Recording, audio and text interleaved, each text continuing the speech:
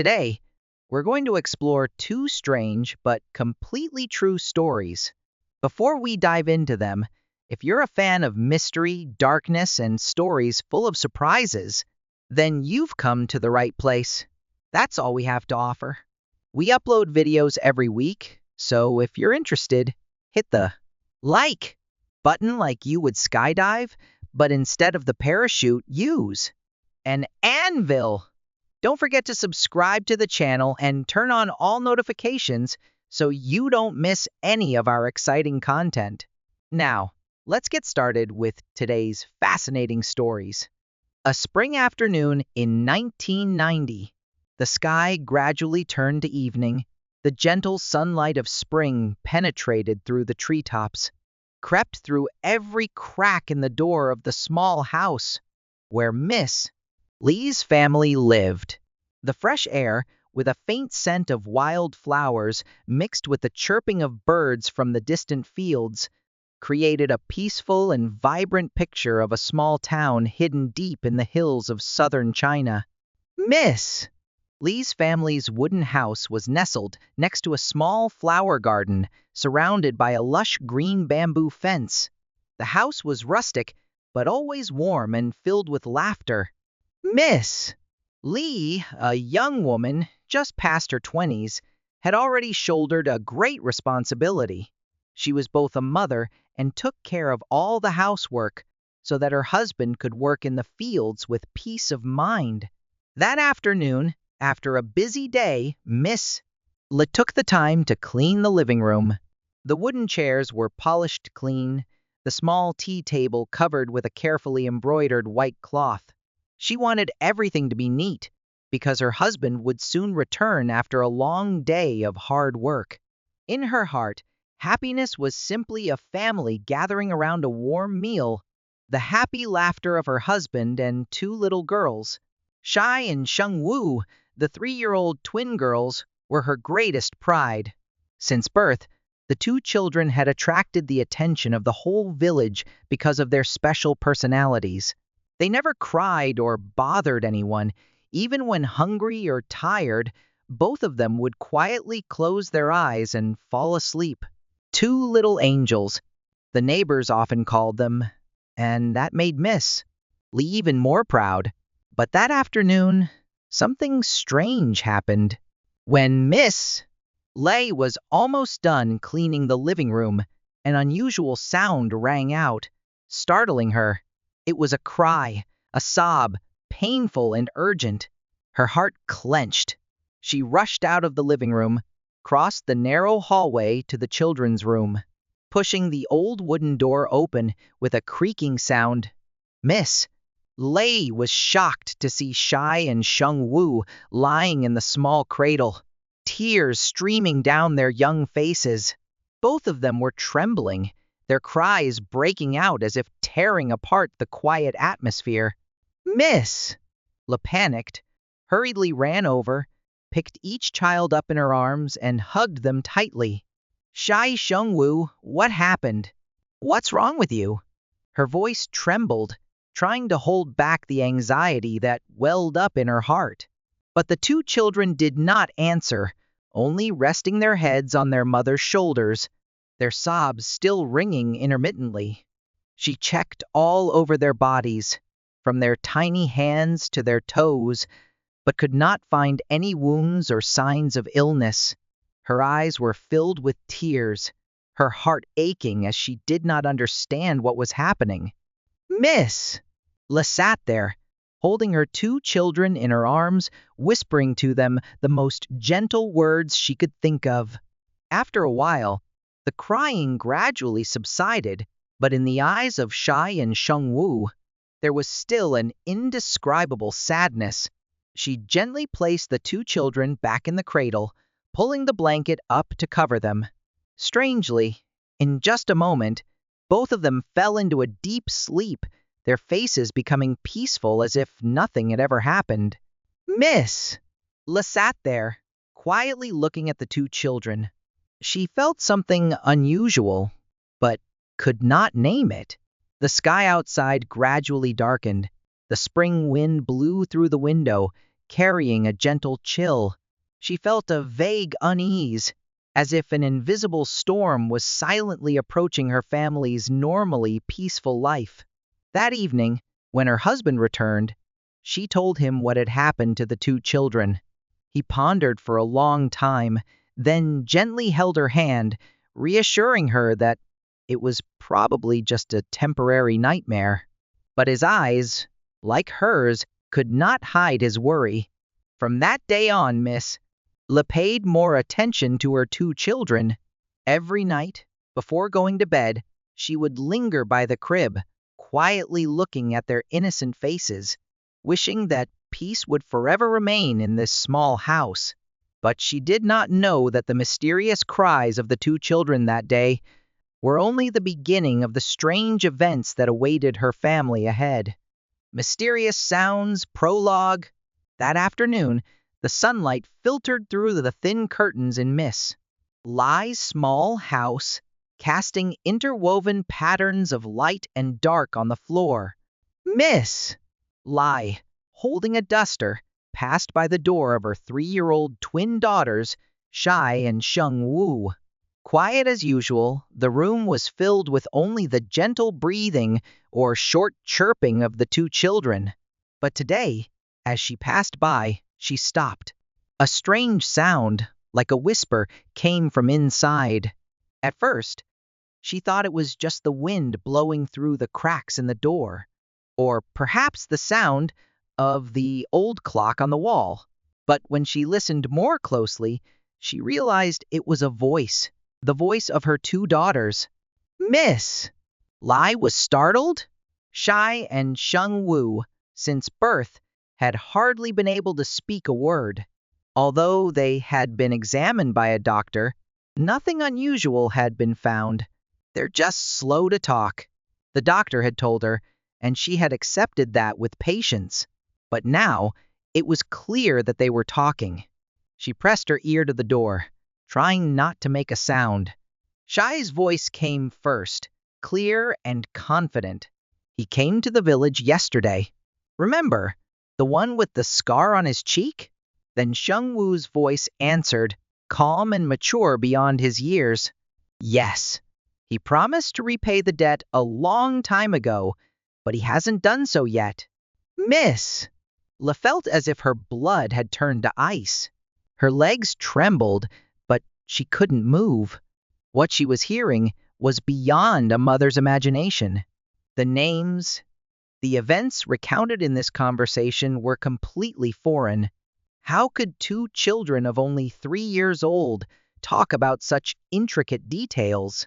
They continued, their voices calm as if they had been familiar with these stories for a long time. We need to remind him. Otherwise, things will get messy. Yes, but be careful. We don't want to cause more trouble. Miss Lady left the door, her hands trembling as she held onto the wooden frame. Her heart was pounding, each beat as if it wanted to break out of her chest. Suddenly, a strange feeling, both bewildered and afraid, invaded her. The secret of Bin Duong Town. Bin Duong Town, where Li's family lives, is small and peaceful, but it holds a secret that not everyone outside knows. For hundreds of years, people here have passed on stories about reincarnation, souls returning in new forms, carrying memories of their previous lives. Of the town's 7,000 residents, more than 100 claim to be reincarnated souls. They tell stories of painful deaths and unresolved conflicts from their previous lives. These memories, the townspeople believe, will haunt them until everything is resolved satisfactorily. These strange stories are not just idle rumors. Some cases have been specifically recorded, such as a 5-year-old child showing the way to the house of the person who killed him in his previous life, or a middle-aged woman recognizing the person who deceived her through a single look. In Bin Duong, these things are no longer rare. However, for Miss Li, this story has never really touched her. She always thought that these were legends, things people made up to explain what science could not do. But now, when witnessing the abnormality of her own two children, she began to feel uneasy. Strange changes. Since that afternoon, Miss Lei has been paying more attention to Shai and Xianghua. At first, they still acted normal, playing and sleeping like every day. But when she observed closely, she noticed small but strange things. For example, sometimes they looked at each other and smiled, as if sharing a secret story without saying a word. Their eyes, their gestures, all had a strange harmony, as if they understood each other in a way that even adults could not explain. One evening, when she entered the room to check before bedtime, she saw Xiang Wu sitting up, staring at the wall in front of her. The dim light from the night highlighted her small face, but her eyes had an unusually gloomy look. "Xiang Wu, aren't you sleeping?" "Miss?" Li asked, her voice gentle. The little girl turned her head to look at her, her eyes colder and more distant than ever. Then it answered, in a voice that was not that of a 3-year-old. "Don't worry, Mom. Everything is going the way it should." "Miss!" La felt as if she had no breath left. It was not her daughter's voice. It was someone else's voice, full of authority and understanding. From that day on, Miss La began to believe that her two children were not just ordinary children. A feeling of insecurity enveloped her. But at the same time, she knew that she could not ignore what was happening. "Miss!" La decided to seek out the oldest person in town, Mrs. Truong, who was known as Memory Decoder. She knew that only the old woman could help her understand more about what was happening to Shai and Xiang Wu, and what secrets the two children were hiding. Eagle Creek, Arizona, spring 1883. It was a peaceful afternoon, the soft sunlight filtering through the branches of the trees and bathing the dry land of the west in a warm golden light. Sarah, a young woman with deep blue eyes, was carefully cleaning the rough wooden table in her small house. The simple log house, built from rough pine logs, was a shelter for two families in the wild landscape of Eagle Creek, a small settlement where people were still conquering the harsh nature. Sarah lived with her sister Elizabeth, a gentle but determined woman. The two women were the pillars of the house when their husbands, Henry and Thomas, were often absent, busy herding sheep and farming in the distant fields.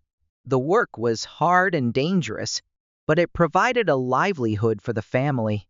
Meanwhile, at home, Sarah and Elizabeth manage everything from caring for 4 energetic children to doing the endless housework. Outside, the fresh spring air is everywhere. The rustling of the wind through the dry grass and the chirping of a few lonely birds create a peaceful soundtrack to life here. In the backyard, Elizabeth is washing clothes next to the wooden tub. The children play around her with clear laughter. These are rare moments of joy when all worries temporarily subside. Life in Eagle Creek is simple but challenging. Worries are always present in their minds. Sudden dust storms, lurking coyotes, or even strangers passing by with potential dangers. But it is the family's unity, the resilience of Sarah and Elizabeth, that creates the strength to overcome it all. The sun gradually sets, covering the sky in a brilliant orange. Sarah put down her washcloth and looked out at the seemingly endless plains. She knew that life, however difficult, was full of meaning when her family was with her. This wilderness was where they would write their story of courage, love, and hope in the rugged American West. Unusual barking. Sarah squinted, focusing on the top of the hill. The weak afternoon sun cast a pale yellow glow over the landscape, but it was still unclear what was going on. The dogs pulled on their leashes, jumping as if trying to break free from their tethers. Is anyone up there? Sarah wondered, her voice whispering as if afraid to break the tense silence. She slowly walked down the steps, getting closer to the dogs.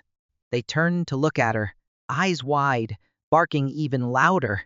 Their breathing was ragged, anxious, and fearful. Suddenly, a noise came from the direction of the hill, a rustling sound, as if someone was moving through the sand and brush. Sarah started, her heart pounding. She looked up, and this time, she saw a shadowy figure standing still at the top of the hill. The figure was slender and tall, standing still as if watching her.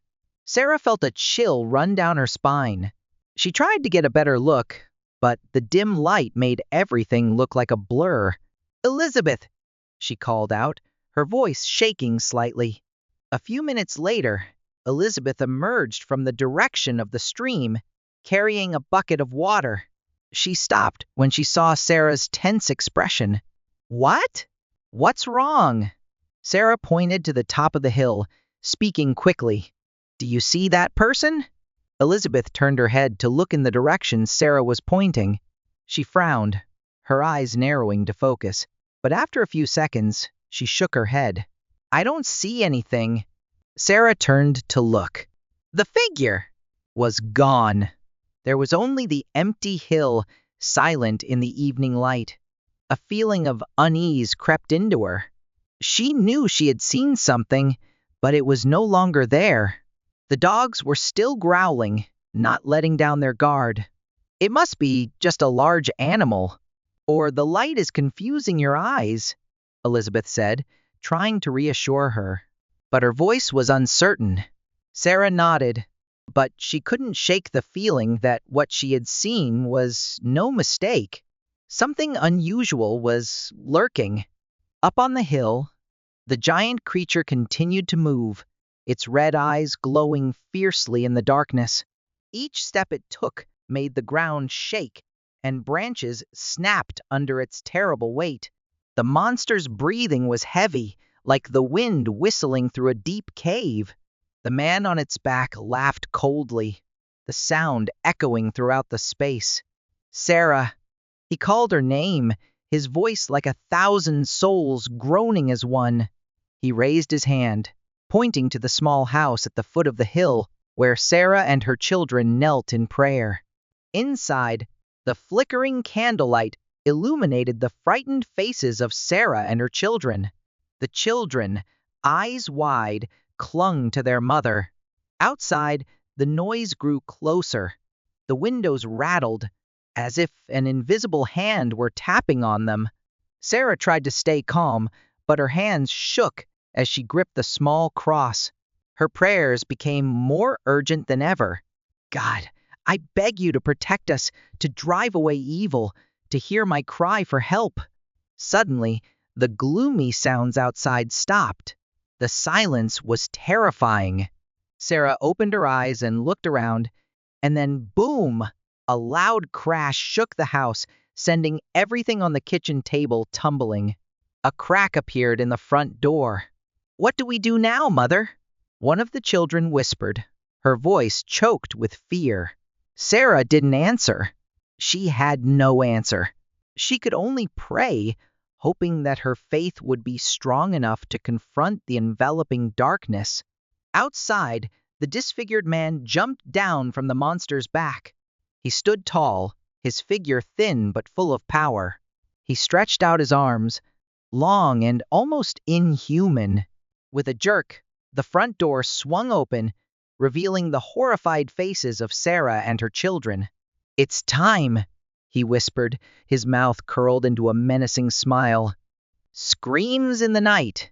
Sarah knelt on the floor, her whole body shaking as the darkness outside seemed to swallow up all hope. Elizabeth's pained screams echoed in her mind. The image of her sister leaving the house with a bucket of water, smiling, now distant, like a dream that would never return. The children sat around Sarah, eyes wide, furtive, looking at their mother. No one dared to say a word, but Sarah knew they were scared, even more so than she was. In the darkness, The wind howled through the cracks in the door like the whisper of a demon, making the house even more stifling. "Mommy, is Aunt Elizabeth coming back?" the eldest girl asked softly, her voice shaking as if she were about to cry. Sarah didn't know how to answer. She tried to smile, but the crooked smile wasn't enough to hide the worry in her heart. "My aunt will be fine," she said, even though deep down she didn't dare believe it. She clutched the cross in her hand, continuing to pray. "Lord, please protect my sister, and give me the strength to protect my children." Her prayer was no longer a simple plea. It was an inner cry, a desperate search for salvation. Suddenly, there was a strange noise outside, the rustling of leaves, followed by heavy footsteps on the ground. Sarah froze, holding her breath. The children fell silent, their eyes fixed on the door. The noise grew closer. Then it stopped. Sarah felt her blood stop as she heard a sharp knock on the front door. Elizabeth Sarah called softly, but there was no answer. She took small steps towards the door, holding the cross, ready to face anything. Again, the knock sounded, louder this time. "Knock! Knock!" Sarah pressed her eyes to the small crack of the door, trying to see outside. But the thick darkness only showed her a vague, large shadow, standing silently. It was not like Elizabeth. This shadow was taller, wider, and had an unusual shape. A strong wind blew through, making the door shake. Sarah stepped back, her hands shaking. She knew that whatever was out there, it did not bring safety. The return of the husbands, the sound of hurried footsteps echoed as the two men rushed towards the stream, the lanterns in their hands swaying, the weak light illuminating the pitch-black darkness. Sarah stood on the porch, tears falling continuously, her trembling hands gripping the door. She prayed in her heart, hoping that Elizabeth would return safely. The stream roared and rushed. The sound of water hitting the rocks sounded like the gasp of nature in the dark night. Under the flickering light of the lantern, the two men searched every hidden corner, calling Elizabeth's name in despair. But only the sound of the wind answered them. "Where is she?" Elizabeth's husband asked in a trembling voice, his eyes scanning every tree and rock along the stream. His eyes were filled with worry, but also mixed with fear at what Sarah had told him. Sarah's husband clenched his gun, whispering, "We can't give up. Elizabeth is somewhere around here. We have to find her." As the light of the lantern filtered through a narrow bend where the stream ran deeper into the woods, they noticed a strange mark, long, deep scratches on the trunk of a tree, as if some enormous creature had scratched it. Beside it was a small handkerchief, soaked in blood, lying on a low branch. Elizabeth's husband recognized the handkerchief at once. It was Elizabeth's. "She was here," he said, his voice choked. But they didn't have time to think about it. An unusual sound came from far away in the woods, a growl like an animal's, but the echoes held something not of this world. The two men stopped, their hands gripping their guns, their breathing quick. "Be careful," Sarah's husband warned, his eyes fixed on the darkness that was enveloping the forest. "We don't know what we're dealing with." The darkness seemed to grow heavier, closing in on them like an invisible net. The growl came again, closer this time. And then, from the darkness, glowing red eyes flashed, staring straight at them. Heartbreaking discovery. Elizabeth's husband fell to his knees beside his wife's body, his trembling hands touching her cold face. His tears fell like rain, mixing with the blood on the ground. He muttered incoherent words, calling her name as if hoping that calling would wake her, knowing that nothing could bring Elizabeth back. Sarah stood a distance away, her hands covering her mouth to stifle her sobs. She dared not move closer, fearing that the image would haunt her forever. The light from the lantern illuminated the hoof prints around Elizabeth's body, creating a scene both surreal and horrifying. Sarah's husband knelt beside the prints, running his fingers along the edge of one deep hoof print.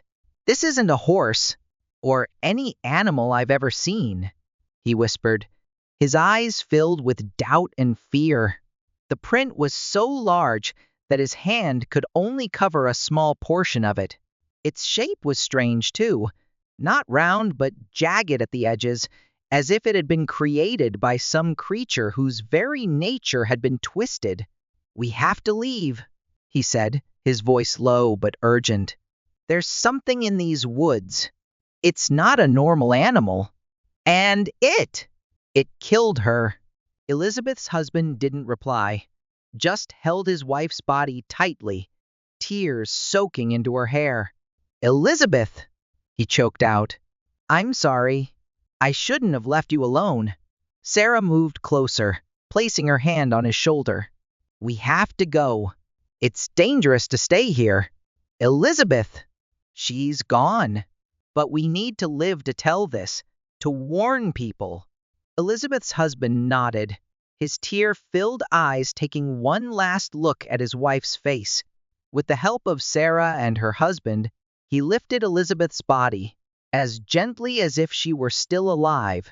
But before they could leave, a terrifying roar rang out from the forest, causing all three to freeze. The darkness seemed to shift, and glowing red eyes appeared again, more this time, surrounding them from all sides.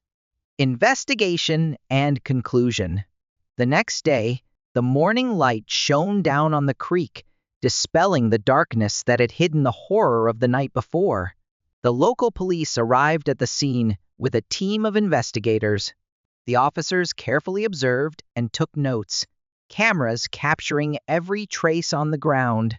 The atmosphere was tense, and unanswered questions were written all over their faces. Elizabeth's husband, his eyes puffy from crying, stood nearby with Sarah and her husband. They watched in silence as the officers carefully examined the strange hoof prints. One officer bent down, measured the size of the prints, and frowned. "These are larger than any horse prints I've ever seen," he said, his voice low. "And the shape of them doesn't match any animal in this area." Sarah, still shaken by what she had witnessed, decided to tell her story. Her voice was hesitant but firm as she described the red-furred creature and its rider. She told of its appearance from the darkness, its terrifying roar, and Elizabeth's mysterious disappearance. Her words added to the tension. The officers exchanged glances, some trying to hide their faint smiles. One of them, an elderly officer with a stern expression, shook his head. "We understand your grief, but this story is hard to accept. Perhaps your imagination has added to your memories of last night." "No!" Sarah insisted, tears welling up in her eyes. "I know what I saw. It wasn't my imagination.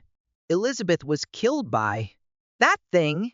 But her words were brushed aside. After some discussion, the police concluded that Elizabeth had been trampled to death by some large animal. However, they could not identify the exact animal.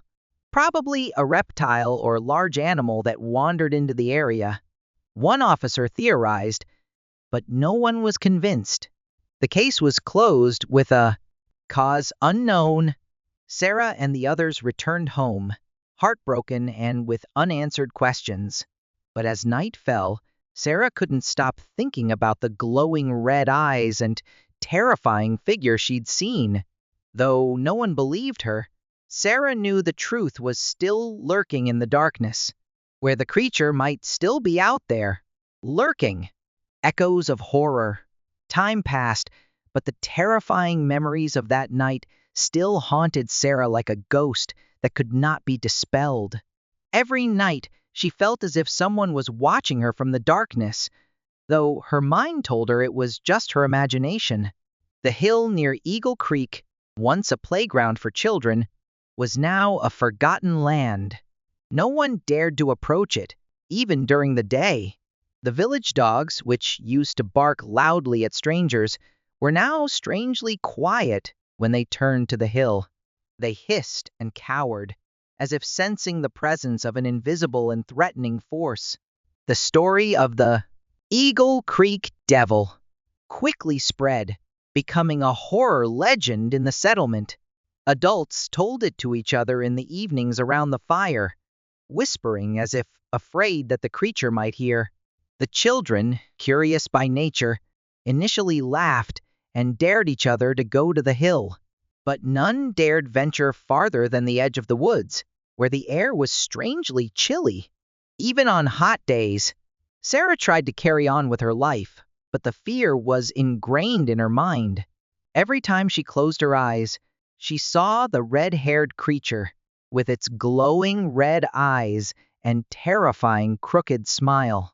There were nights when she woke up, her heart pounding, feeling as if she heard heavy footsteps just outside her door. Her husband, though not entirely convinced by Sarah's story, could not deny what he had seen at the creek. He became more vigilant, keeping a gun by his bed and checking the windows and doors at night. But no matter what he did, he could not erase the unease that surrounded his family. Years later, the survivors of Eagle Creek still told the story as a lesson in the mystery of the world. But to Sarah, it wasn't just a story. It was reality.